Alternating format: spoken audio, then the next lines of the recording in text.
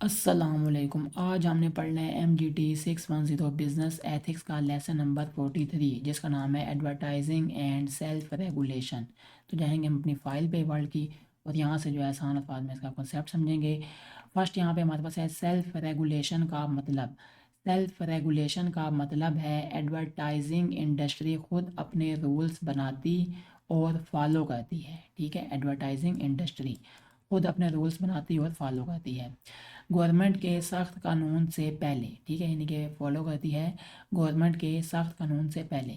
इस सिस्टम के तीन मेन बॉडीज़ हैं, यानी कि ASA advertising standards authority, CAP CAP committee of advertising practice, ASBOF advertising standards board of finance. इन सब का गोल क्या होता है? एड्स लीगल, ऑनेस्ट, डिसेंट और ट्रूथफुल हों, कंज्यूमर का ट्रस्ट मेंटेन रहे। ठीक है, नेक्स्ट आ जाता है British code of advertising the code. UK में एडवर्टाइजिंग के लिए रूल बुक को कोड कहते हैं, यानी कि यूके में एडवर्टाइजिंग के लिए रूल बुक को कोड कहते हैं, ये आपने लाजमी याद रखना है। ये कोड नॉन ब्रॉडकास्ट एड्स पर अप्लाई होता है, फोकस करता है एड कंटेंट पर, प्रोडक्ट या बिजनेस टर्म्स पर नहीं। ठीक है, किस पर? एड कंटेंट पर। तो ये हो गया कोड। नेक्स्ट है हमारे पास कैप। कोड बनाता है, अपडेट करता है, इन्फोर्स करता है। ठीक है, कैप।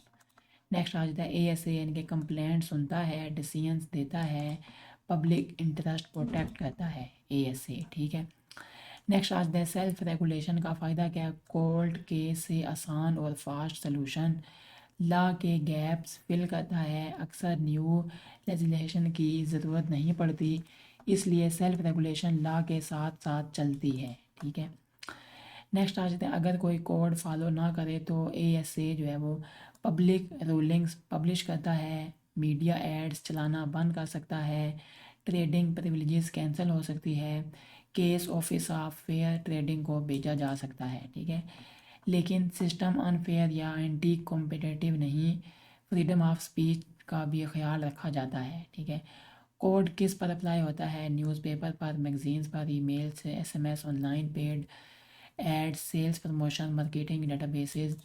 अप्लाई नहीं होता किस पर? टीवी पर, रेडियो कमर्शियल्स पर, एडिटोरियल कंटेंट पर। ठीक है, पॉलिटिकल इलेक्शन एड्स पर, website content except paid ads पर, यानी कि प्राइवेट करस्पॉन्डेंस पर। नेक्स्ट आगे आगे जनरल प्रिंसिपल यानी कि गोल्डन रूल्स। हर एड को होना चाहिए legal, decent, honest, truthful, socially responsible. ये सारी चीज़ें इसमें होनी चाहिए हर एड को। ठीक है, हर एड में ये चीज़ें होनी चाहिए। नेक्स्ट क्या है? की एथिकल रूल्स, इनके फर्स्ट क्या है? ट्रूथफुलनेस, एड झूठ या मिसलीडिंग नहीं होनी चाहिए। ऑनेस्टी, कंज्यूमर की इग्नोरेंस का फ़ायदा नहीं उठाना चाहिए। सब्सटेंटियन, जो क्लेम करो उसका प्रूफ होना चाहिए। Decency, race, religion, gender, disability पर ऑफेंस नहीं। फियर एंड शॉक, सिर्फ अटेंशन के लिए डर या शौक यूज़ नहीं कर सकते। सेफ्टी, अनसेफ बिहेवियर प्रमोट नहीं करना। प्राइवेसी, लोगों की तस्वीर या नाम बिना परमिशन यूज़ नहीं करनी। ठीक है, नेक्स्ट है टेस्टिमोनियल्स, यानी कि फेक टेस्टिमोनियल्स बिल्कुल मना है। ठीक है, प्राइसेस, प्राइस क्लियर, कंप्लीट और ऑनेस्ट होनी चाहिए। अवेलेबिलिटी, प्रोडक्ट अवेलेबल ना हो तो एडवर्टाइज नहीं कर सकते। तो यहाँ तक जो है 43 लेक्चर था। अब हम चलेंगे इसके MCQs पे। फर्स्ट है what is advertising self regulation? A system where the advertising industry regulates itself through agreed rules. मतलब क्या हुआ? मतलब इंडस्ट्री खुद अपने रूल्स फॉलो करती है गवर्नमेंट से पहले। ठीक है, नेक्स्ट है which body enforces the UK advertising code? Advertising standards authority ASA। ASA complaint सुनती और फाइनल डिसीजन लेती है। ठीक है, ASA यानी कि advertising standards authority ASA। Role क्या है कैप का? टू क्रिएट करना, रिवाइज करना, इन्फोर्स करना एडवर्टाइजिंग कोड को।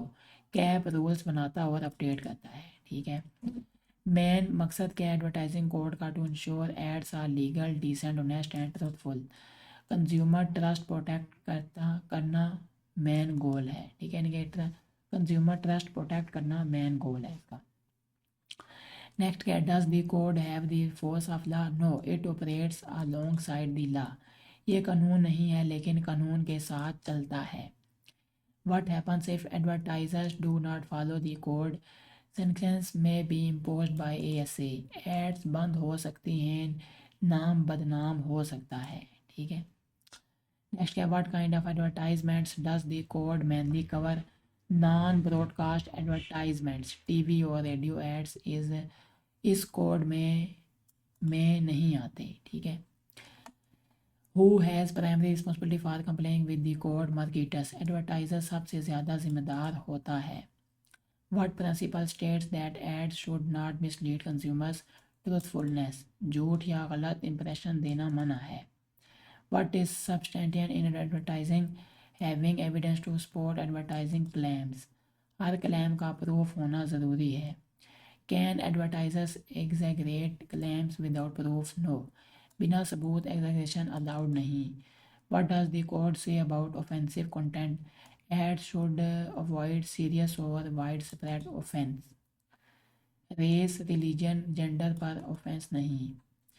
Is fear allowed in advertising? Only if justified and proportionate. सिर्फ सेफ्टी के लिए, अटेंशन के लिए नहीं। What does the code say about safety? Ads must not encourage unsafe practice. Dangerous काम प्रमोट नहीं कर सकते। Are political election advertisement covered by the code? No. Election ads code से exempt होती हैं। Switch selling, advertising one product but selling a more expensive one, ये unethical और forbidden practice है। Are fake testimonials allowed? No, सिर्फ real और documented testimonials allowed होते हैं। What is required before using a testimonial? Written permission and proof, customer की written approval ज़रूरी है। Should prices include VAT in ads? Yes, unless clearly stated otherwise. Consumer को full price पता होना चाहिए। What is the core ethical rule of advertising? Responsibility towards consumers and society, सिर्फ profit नहीं, society का भी ख्याल रखना होता है, ठीक है। तो यहाँ तक जो है लेक्चर नंबर 43 था। उम्मीद है वीडियो आपको अच्छी लगी होगी, और वीडियो अच्छी लगी हो तो लाजमी वीडियो को लाइक भी करें, चैनल बनी हो तो लाजमी सब्सक्राइब कर दें। अस्सलाम वालेकुम रहमतुल्लाहि व बरकातहू।